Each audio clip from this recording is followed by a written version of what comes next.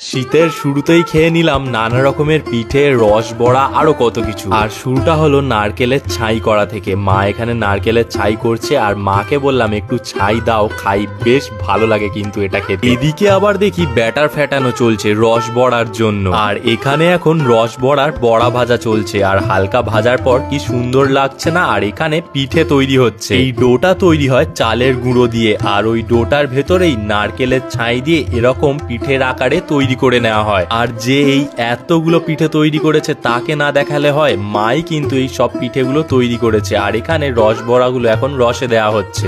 আর আমি এখানে কিছু পিঠে নিয়ে দুধে দিচ্ছি দুধ পুলি বানানোর জন্য। আর এখানে কিছু সিদ্ধ পিঠেও তৈরি হয়েছে, আর আমি সব পিঠে সাজিয়ে নিয়ে চলে এসেছি। ফার্স্টেই ট্রাই করলাম এই রস বড়াটা, আর তারপরেই ট্রাই করলাম এই সিদ্ধ পিঠেটা। কিন্তু রস বড়াটা আমার কাছে একটু বেশি প্রিয়। আর তারপরে ট্রাই করলাম এই গরম গরম দুধ পুলিটা, দারুণ ছিল।